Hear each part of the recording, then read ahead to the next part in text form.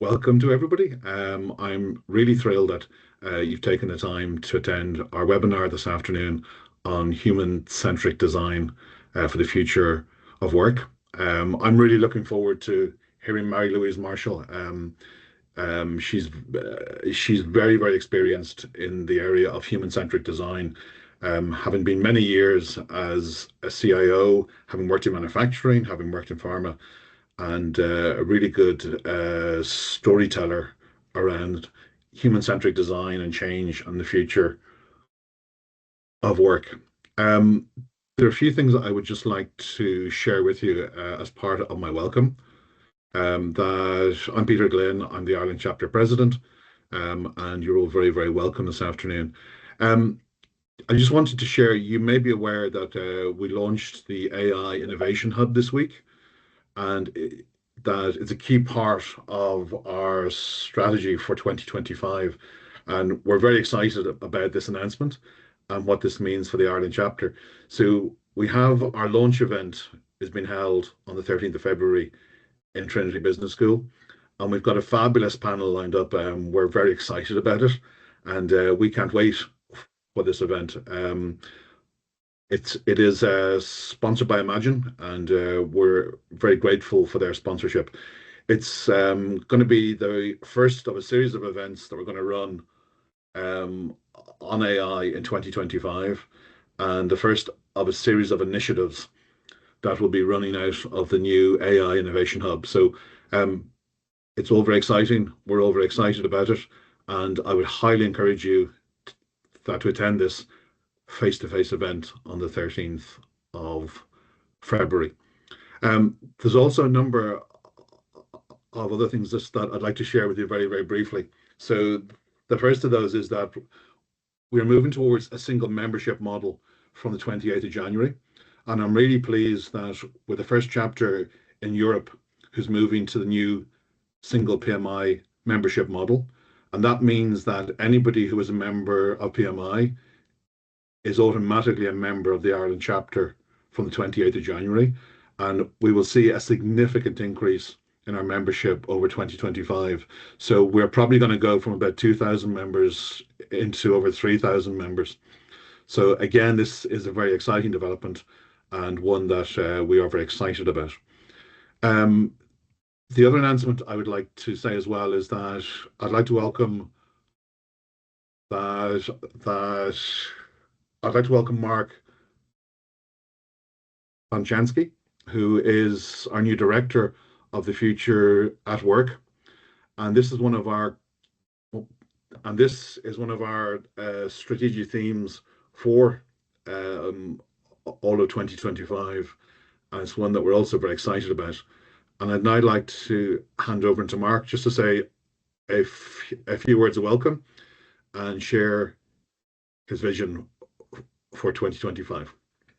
Thank you, Peter. Good afternoon. Can everyone hear me okay? Am I good to go? Can you hear me? Yes. Yeah, I think we're all good. Okay, good. So thank you, Peter. Good afternoon. As Peter said, my name is Mark Bonchansky. I have just a little bit of an introduction about me and then kind of what I look to do in this particular role. I have over 30 years of diverse international experience in retail operations, transformation, and change. I've kind of changed roles. My last corporate role was the global head of transformation for Primark, covering our 17 countries. What I was overseeing there was our delivery, our EPMO, and our change management function with an annual investment of about £1 billion. And that was through influencing, being a trusted advisor, and a safe pair of hands. I kind of transitioned just real quickly into a lecturer in a private institution covering organizational behavior, learning methods, and strategic management. It was just roughly about 5 years ago that the world was shutting down due to COVID, and that changed how businesses and people worked. And I was able to help kind of lead Primark through that. And as I've said, the landscape has changed and evolved, and I'm delighted to take up this role as the Future of Work Director within PMI. And over the coming year, I'll be driving other events such as the one today, focusing on collaboration, culture, connections, and new ways of working. And we'll continue to endeavor to build on our partnerships, our sponsorships in this space, along with the future of work microsite. And then also kind of focusing on, and as Peter mentioned, the AI. Topics such as AI and ESG have become so important over the last few years and will only become stronger and will be critical to see how they impact our future of work. And it's really important to utilize AI in a positive way and to help us on this journey. This role that I'm taking up cannot be done with just me. It will need collaboration across the board from PMI members, volunteers, the board, our future partners, and even our future project management team members out there kind of in their transition year and in colleges at this stage in educational channels across Ireland. So again, that's just a brief introduction about myself, what some of the key things that I'll be looking at working with Peter and the rest of the PMI board. So thank you, Peter, and really looking forward to driving this initiative forward. Thank you, Mark. Thank you very much for your introduction. So at this stage, I'd like to hand over to Mary-Louise Marshall. We're very excited to have your presentation, and it's over to you, Mary-Louise. Thank you. Thanks a million, Peter. I hope everybody can hear me. I'll also do a brief introduction about myself, and I'm very much mirroring what Mark is saying. I'm a corporate dropout. I spent a long career in pharma and banking, in senior leadership in Ireland, in a pharma industry site, and then at a director level doing a transformation program for more than 6 years on delivering digital transformation in industry. So very much focused on industry. Now I stepped out to take that experience and take the experience of what I was observing in the market to set up a leadership and organization consultant, helping people who are reimagining their leadership, who are ready to step into the emerging landscape, which is a landscape of technical and human operations. I'm working with operations that are moving from the hierarchy to teaming and working on helping people understand their team profiles. So I'm a leadership and career coach, mentor, and keynote speaker. The agenda I'm going to cover today is where we are today, how we got here, because it's important to know what's good from our past. We're going towards a cognitive age. What is emerging? Why leadership isn't a title, and operating in a purpose-driven organization, and what are the next steps that you can take? So it's going to be a quick run through our current moment. So I think everybody can agree there are 3 sort of main themes. We've got the climate theme and the biodiversity loss. We've got social divide, which it's showing up as threats to democracy. It's the conversations that are going on that are so polarized. It's the cost of living and social inequality, and obviously war and conflict. We've also got a crisis of health and well-being. There's this collective sense of not having control or not having agency. There are great discussions about unwellness and depression, etc., increase in suicide, etc., really bad, and the spiritual divide. So in my view, we can put this down to, with the climate change, it's a disconnect between ourselves and nature. Between the social divide, it's a disconnect between ourselves and other people. And in the well-being, it's a disconnect between ourselves and ourselves. Like maybe the loss of religion or the loss of structured religion has maybe contributed to that in a way that is showing up now. So if we also look at this sort of big landscape, if we take the World Economic Forum and we look at the risks that are showing up in the way of what's affecting our workplace, extreme weather is definitely affecting the workplace. So we're having more sustainability and eco initiatives. The technology risks, the AI and the cyber attacks are certainly a risk that are kind of new risks. we have social and political polarization and cost of living, but two of the top risks are relating to technology. So, sort of in a history of technology, I kind of want to sort of say how we got here. We got here because of the Industrial Revolutions, to be perfectly honest. The first Industrial Revolution was about the steam engines, and it sort of developed the workplace that we have today. It was the first movement from people from agriculture into industry.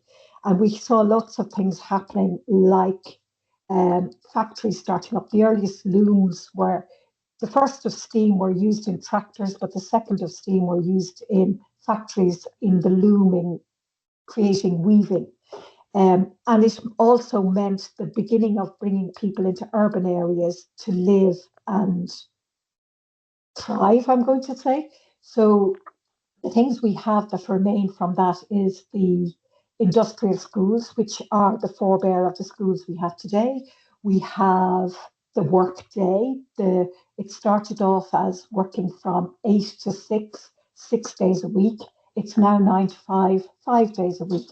But that kind of work environment, it was also the domestic, I'm going to say, got started around then, because a man went to work, but his wife was supporting all things domestic, and it was seen that he was the breadwinner. So that model started around the 1870s, and it has evolved, obviously.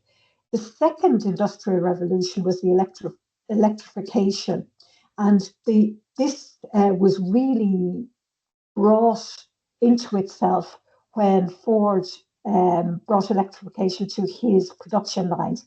His production lines, back when he first electrified them, were making tractors. Himself and Massey Ferguson were the biggest tractor makers.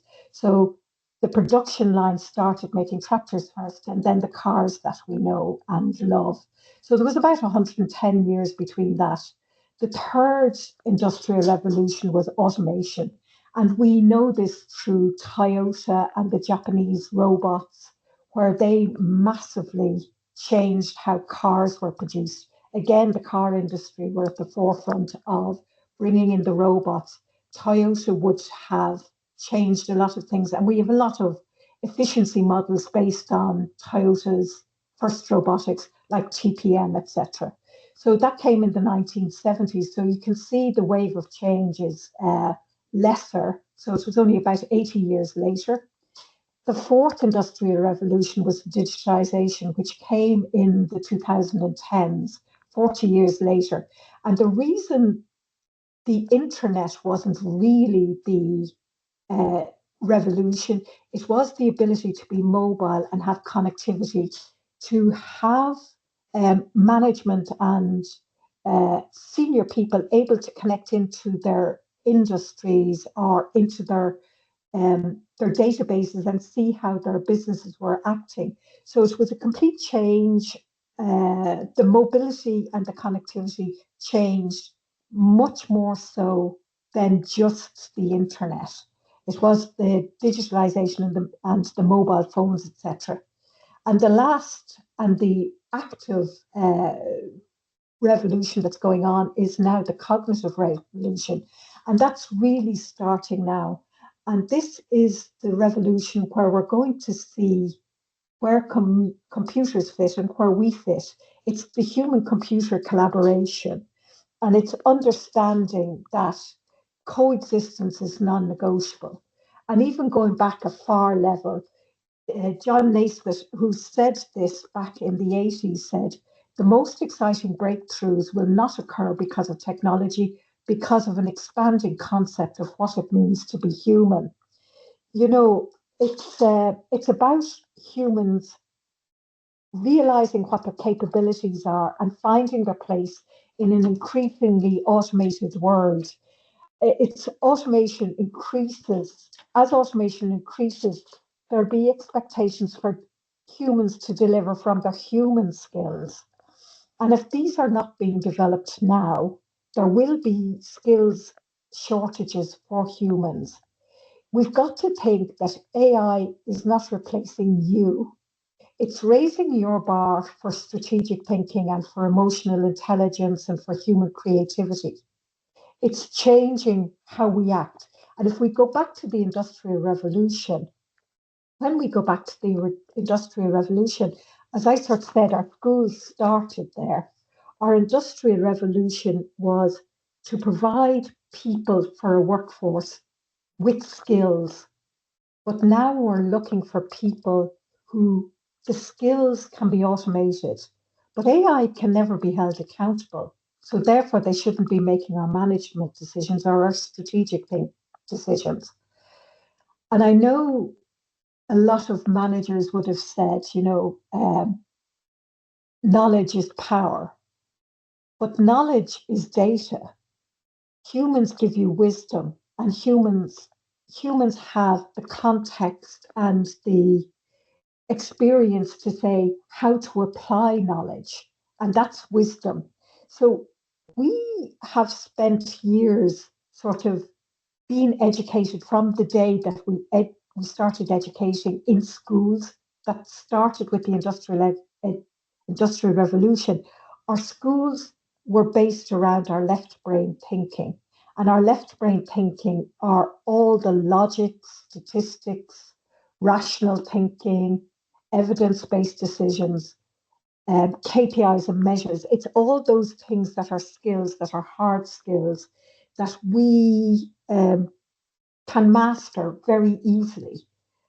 Whereas now, what will become really valuable and is very increasingly becoming really valuable are the right skills, right brain skills. And they're the feelings, our curiosity, our intuition, our ability to create relationships, our complex problem solving, our critical thinking. So they're all the things that um, typically wouldn't have been valued in an exam, for example. You don't get marks on your exams for being imaginative. You don't get marks for being curious. You get marks for giving the evidence base. So all our schooling systems have been focused on our left brain, and now we absolutely need to move into our right brain. And that is a big challenge for workplaces because if we look at AI and if we look at what is going to be replaced, which has the potential to be replaced by AI, I'm showing here on the screen a report that came out last week. Now, don't get caught up in the numbers, but it's showing you all sorts of jobs that have the substitution potential in this column here. And this is done by the World Economic Forum. But you'll see that they're the tasks, the tasks that are from the left brain, the if then else tasks. They're the ones that have the substitution potential. The things that are human centric are the things where we will need to really focus on developing.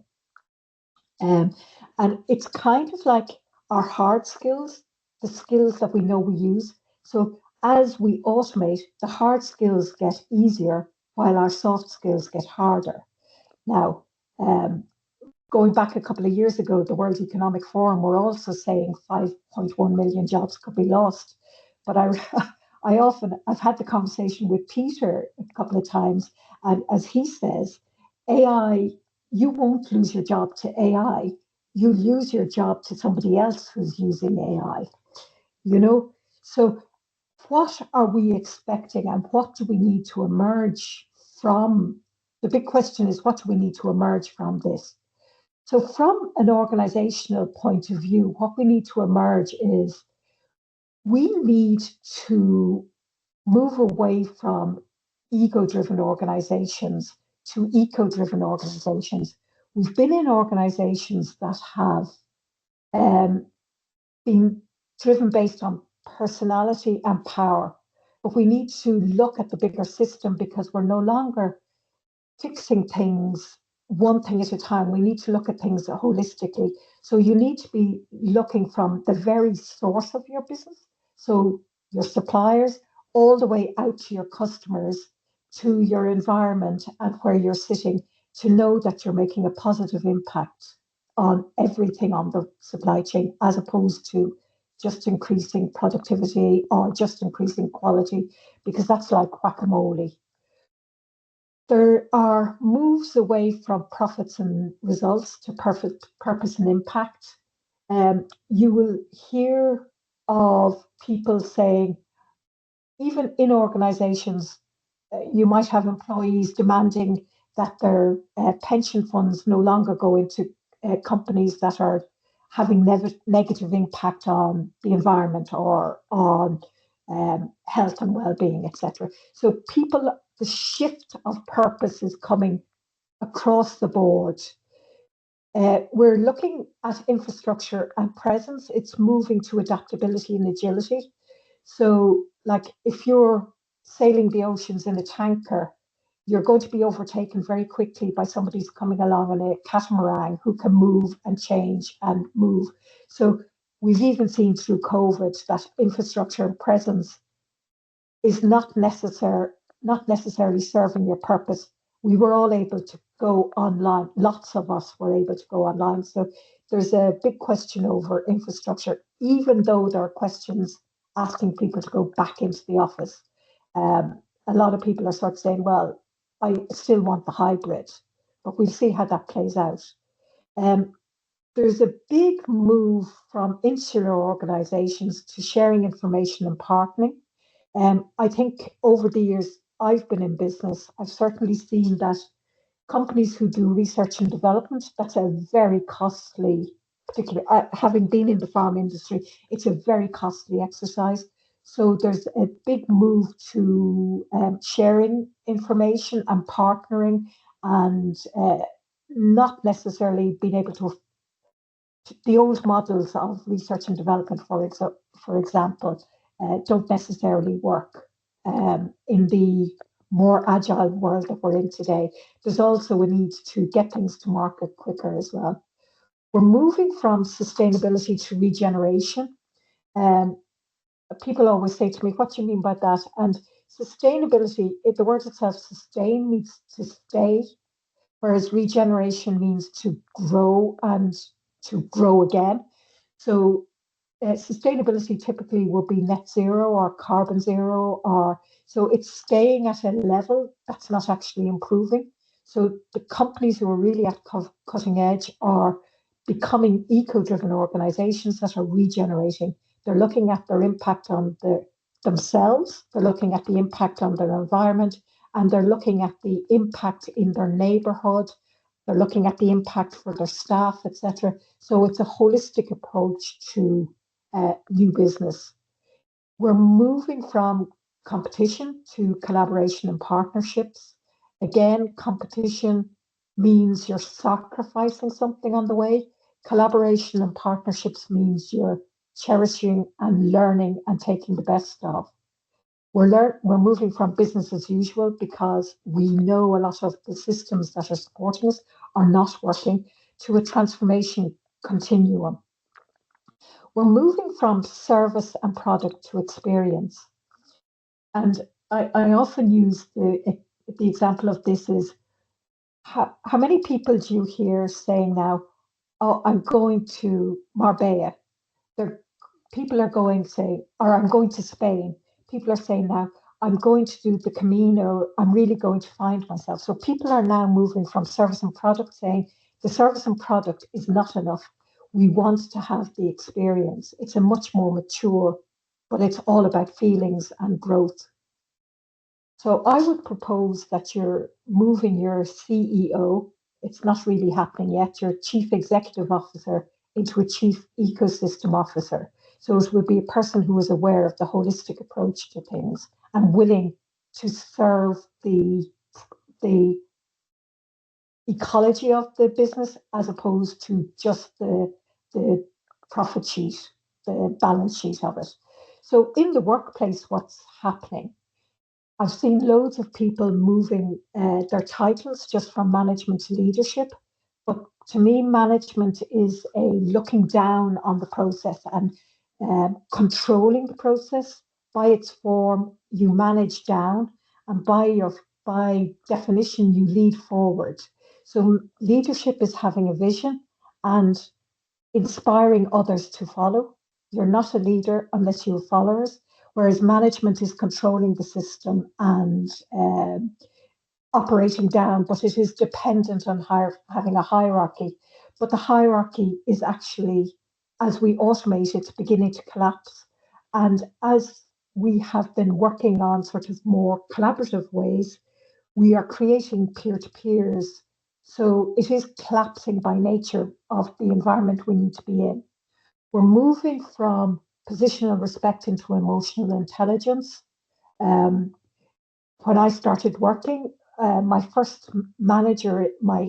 senior manager in the bank was called Sir. The second, his assistant was called Mr. Blah blah.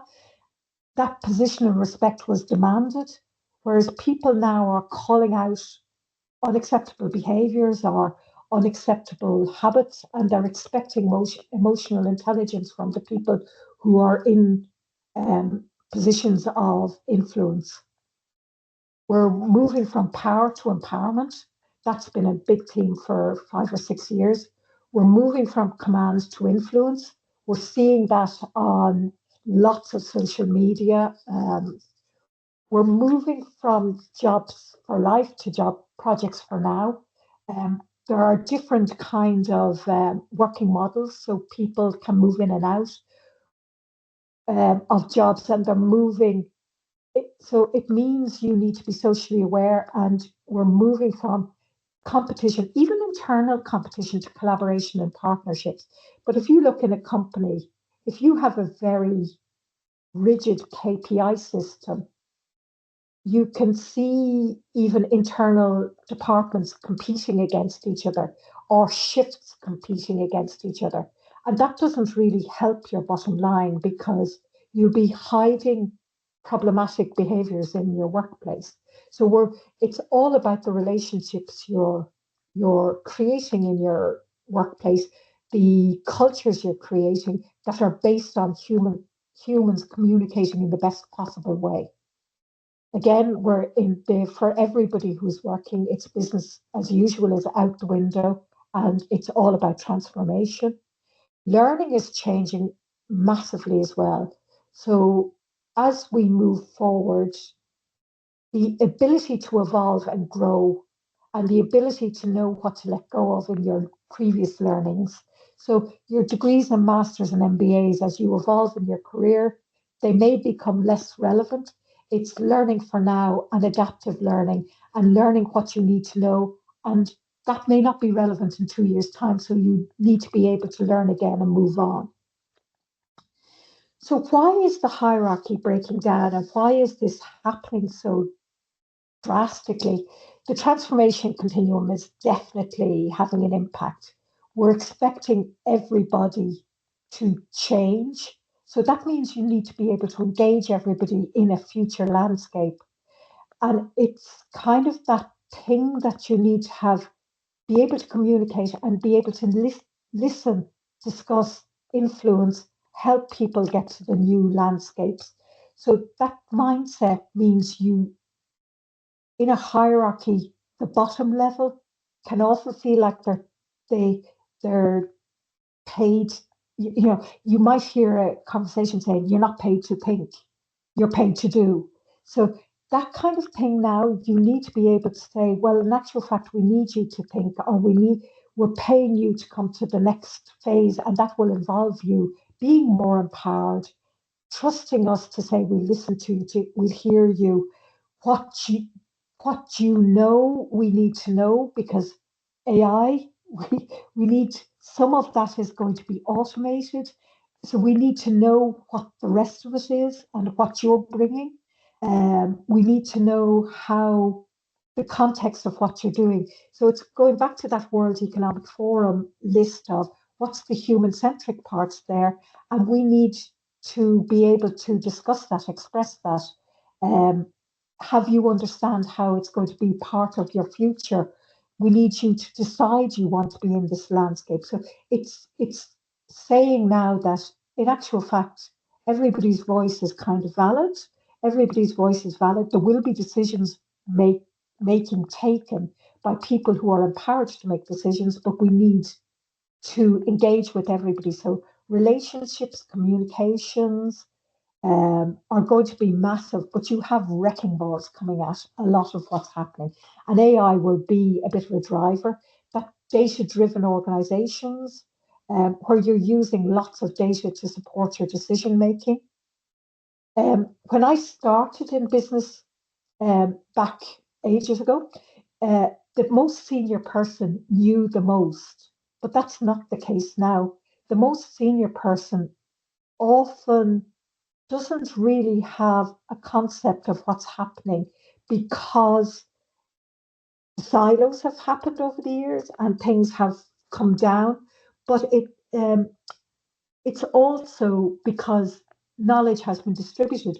The other thing that's really key is we have a lot of people entering the workplace that know a lot more about technology in particular than the existing management. Now, I'll discuss that a little bit later. But also, the business models that we have at the moment are really not serving an awful lot of the system. So we have a huge need for innovation. And as I sort of say, as the hierarchy breaks down, we get into a peer-to-peer, and leadership starts emerging as, so this is where leadership isn't just a title. So you will have your leaders coming in. Originally, the hierarchy was power-centric. So it was command and control. Then it sort of evolved to order and stability and scale, but it was still in that triangle of orders falling down and results feeding back up. It was sort of a triangle. You went down with process and stability and orders and things that were KPIs, etc., and results went back up. So I remember sort of saying at the person at the top would shout down a command. There would be lots of detail. So if having come up through IT, we'd sort of be saying, well, the answer sort of putting in all the results. And the power that be back up at the top only wanted a picture with a graph on it. He didn't want to know the sort of detail. So that ran for many, many years. And then we kind of got into a meritocracy, again, where people were promoted on merit. And in the last sort of 5 to 6 years, we've sort of been in that collaborative way where there's been a lot of, pulse surveys to say we're empowering people, we're, making a difference, your voice matters. But a lot of that empowerment needs an awful lot of trust relationships and um, no flip backs to micromanagement and control and punishment. So you need to have created really trust relationships with people.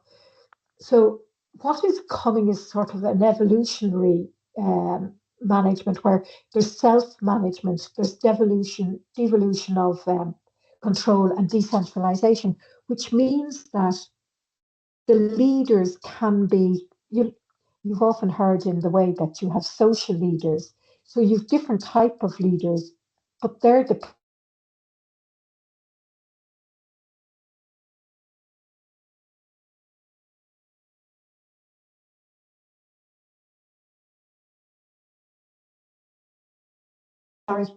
sorry, I hope that didn't happen for everybody. But you need to be creating a trust-based culture that people feel valued. So in your organization, what are you looking for? You need you need people to understand what the purpose is and what the purpose you're trying to achieve. You need a human-centric approach. Oh, what is happening to me here? You need a human-centric approach. You need diversity and inclusion. You need, because you won't get innovation if you're listening to an echo chamber. If you're listening to people who have your ideas, you will not get new ideas.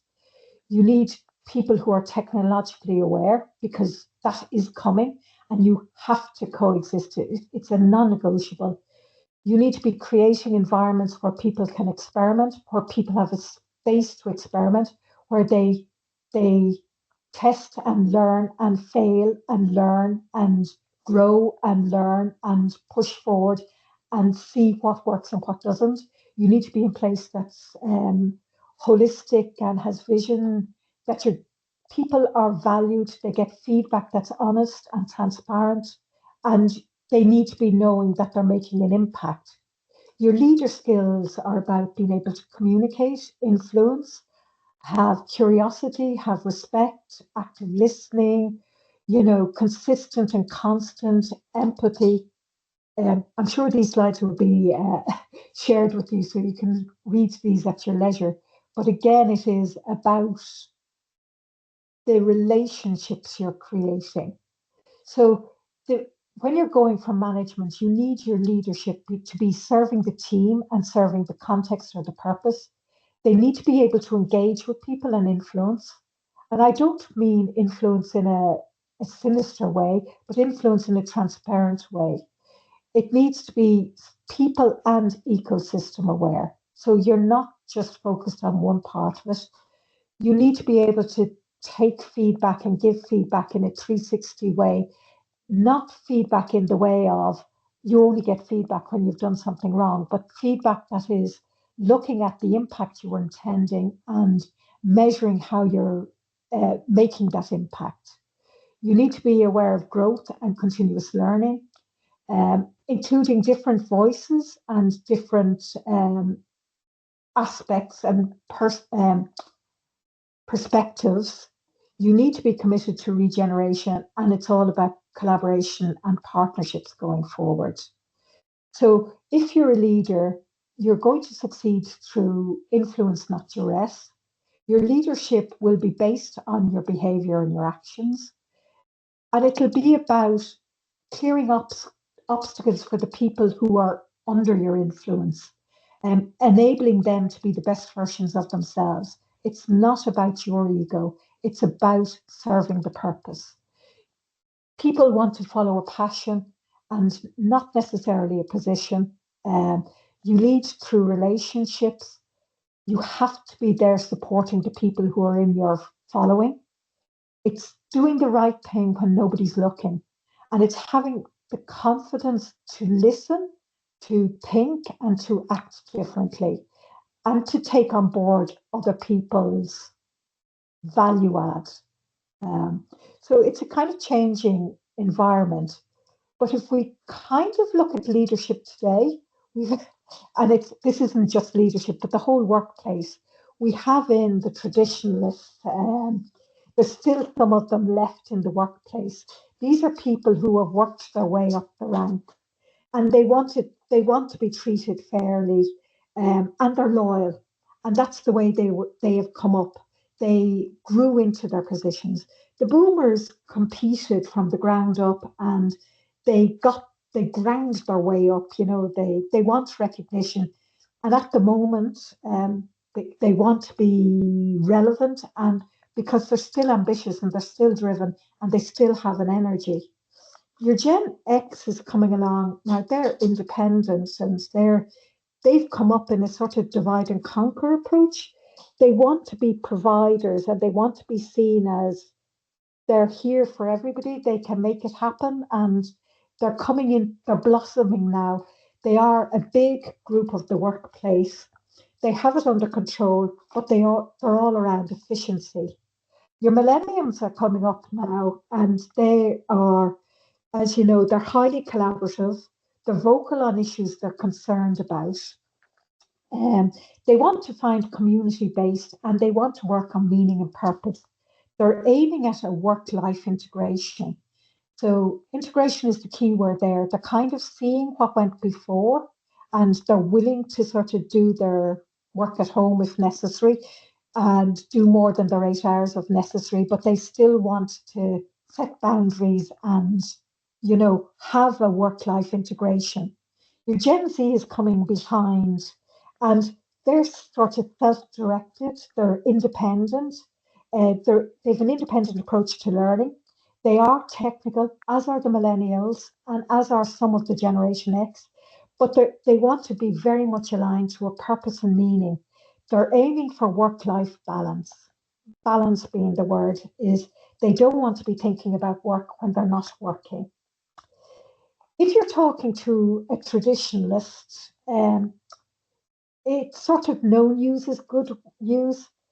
If you're if you have sort of messages for the baby boomer, it's sort of like, oh, my annual appraisal once a year, don't disturb me, I don't need to know, I know enough about the business, move on.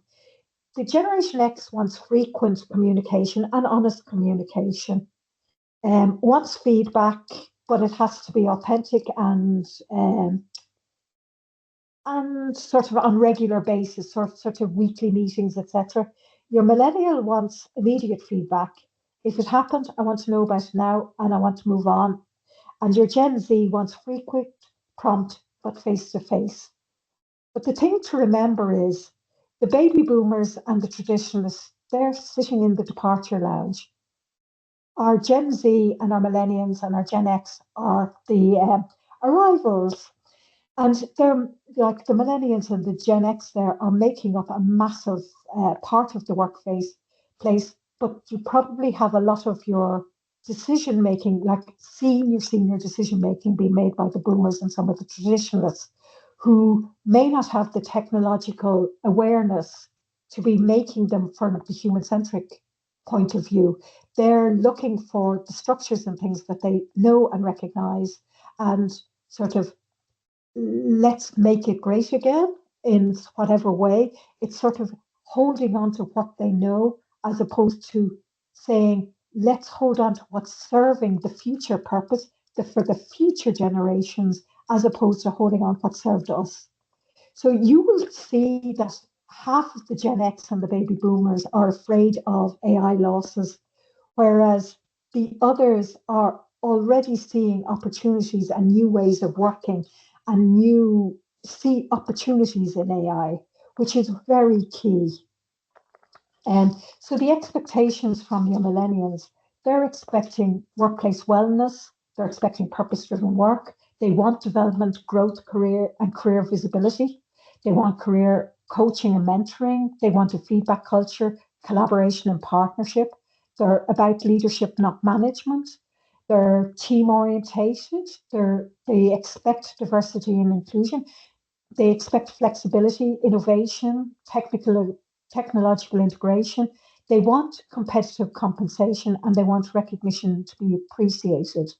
Now, one thing I just think on the diversity and inclusion is that's really interesting is every school in Ireland has access from junior infants to teaching for people who are not learning in the same way. And our workplaces aren't as open to that. So people who have been cherished and nourished coming up through their education are finding a sort of barrier as soon as they're trying to enter workplaces. So that really needs to change. Like there's lots of good things that need to change there because of the way we're educating today. So it's kind of just a thought. Our workplace trends, again, I'm saying it's a transformation continuum. The pace and extent of change is huge. There is a real techno stress there. As I sort of said, from halfway up the Gen X, further up, there is a techno stress. And it's some of it's relating to what's emerging and what's disappearing and how will I fit? Now, I think some of that techno stress is because a lot of leaders are not ready to discuss where they see AI will fit in their place. And yet, AI is arriving because everybody in their desktop now has a chat GPT. And that wasn't in the control of the leadership because it comes with the workplace tools, whether we like it or not. So there's a lot of stress going on of, oh, my partner over there is working with an AI tool, but I don't know how to use it and what's happening. And oh my God, I'm not as good as them. So there's a lot of that underlying stress that really needs to be addressed with open and transparent communication from leadership. And maybe in some places they're not resourced enough to do that. There is a resourcing skills gap on the market. There's a lot of corporate separation. So, me being an example, I decided to step out because I think a lot of the initiatives that are coming and some of the new things that are coming from the grassroots. A lot of people stepped away post COVID. There's people who couldn't afford to step away. There's the quiet quitting. There's people complaining about the cost of work, about hybrid flexibility. Work patterns are changing. There's a lot of people moving into gig economies. There's a lot of places not recruiting for jobs because they're waiting to see how they emerge. They're not sure what the job will be in the front, so they're taking on people from gig economies, or they're taking on people to do fractional work. So not full-time employees, not people they're committing to 100% in their business, but they're on a wait see to see how they'll evolve. There, there are new jobs emerging, like the fractional work is a new sort of way of working, and the virtual assistants are new working.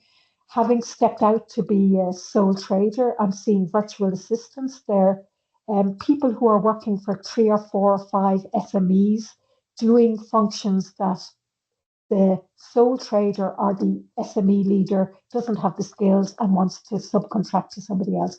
So lots of interesting things happen. There's a massive intergenerational misalignment, and there are ways of dealing with that. Again, as I sort of say, there's some barriers for people who have diversity or um, needing inclusion. And there's a thing now called conscious unbossing. You love Gwyneth Paltrow for her um, conscious separation, wasn't that what she said? But this conscious unbossing is deciding you don't want to work with people anymore, and it's kind of a great resignation, but you're calling out bad boss behavior. So it's and getting support for it as well. So interesting workplace trends. So, what is needed by the people in the next thing? As I said much earlier on, the hard skills are getting easier, but the soft skills are getting harder. So, you need to be leaning into your own personal skills and looking at your leadership, looking at your ability to think, looking at your problem solving, how you're communicating, how you're influencing, building relationships, being self-aware of your impact on others, and be understanding that you will need to self-regulate. You need to listen, you need to have empathy, being creative and innovative, being inclusive, being open to being coached or coaching, and mentored or mentoring, and being open to learning and growing as you go along. So what are the next steps? I'm sort of rushing now because we're well on time, but the next steps is, in this complex world, we need to be prepared to adjust or pivot. We need to be making networks, finding your tribe. All the people who are in PMI are already finding their tribe. So you need to be finding your tribe, keep abreast of your sector, and challenge and innovate. What got you to where you are will not bring you forward. So transforming is part of your future. You need to move now, even though you may not see an end point. Staying still isn't an objective. The ground is getting sandier and sandier, and you can't build on sand.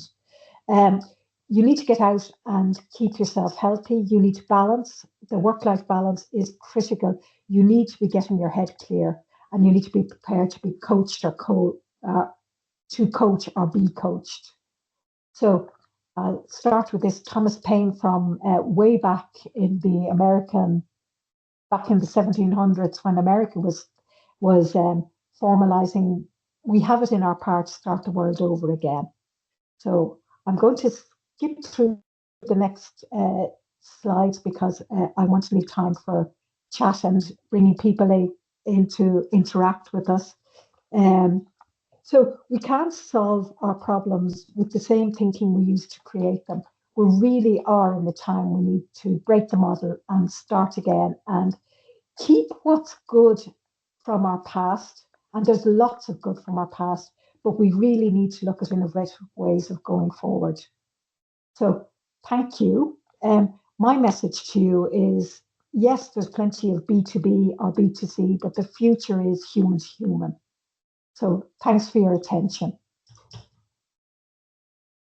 Now, also, I think the PDU code for those who want to get it, I think it may be in the chat, but I'm going to stop sharing now and open the floor. Thank you. Thanks, Mary Louise. A fabulous presentation. Really, really enjoyed that. And for me, actually, the part on leading multi-generational teams really brought it home for me about some of the challenges we have around managing transformation and managing projects, and found that really, really helpful. Thank you. Fabulous presentation. So we've a Oh, few thank you. minutes for some Q&A. So if anybody has any questions, if they can place them in the Q&A section in the window on your toolbar at the top of Teams, um, we will take those questions. Eamon is going to coordinate. First question for me, Mary Louise. Um, we obviously went through an awful lot in our presentation and it was fabulous. And I'm just wondering, for anyone at the moment who's kind of looking at the future of work and they're obviously in project management, uh, what next steps would you recommend for someone who's looking to develop their career and to look at the future of work and what that means for project management? Well, I think because I remember looking just a couple of weeks ago because you shared it with us, Peter, the the World Economic Forum report on the project management did come up there, and there was an awful lot of that had the potential to be had uh, AI potential. So again, it's about project managers understanding their leaders and being able to communicate on the teams they're influencing. It's going to be so they will have lots of the tasks of project management that will be easily, I'm not going to say easily automated, that have the potential to be automated. So where they're going to be leaning into is helping bring the teams that they're project managing to the place of solution. And they may be also, because project management has the potential to speed up, it's going to be helping people transition quicker. So that's about creating comfort, creating safety, creating trust, creating a vision to the purpose of where they're going. The object of the project is beneficial to the team and to the it's serving the purpose of the business. So again, it's a massive increase in the human side. So it's understanding how they're going to bring their best place that the people that are impacted by the projects that they're delivering will feel the trust and feel the relationships that are being brought to a place that's of benefit to them. So it is very much about the human interaction. Thanks, Mary Louise. I'll hand over to Eamon now, and if there's any further questions at all, if you can put them into the Q&A window, that would be great. Thanks, Peter. There's no questions coming through just yet. More just a comment from Roy talking about, on the emerging workplace, that there's a risk of seeing it as either or in his experience, that the best leaders also have exceptional management skills. So the opposite is not always true. When talking about different generations, there might be really a risk of generational profiling. So yeah, if anyone has any other questions, I'd pop love them to in make the a chat. comment. I'd love to make a comment on that. There are two things that were said there. I think the Irish, and excuse anybody else who's not in Ireland at the moment, the Irish are really good at either and. We really seem to have an internal ability to not polarize. And I think um, that's a really strong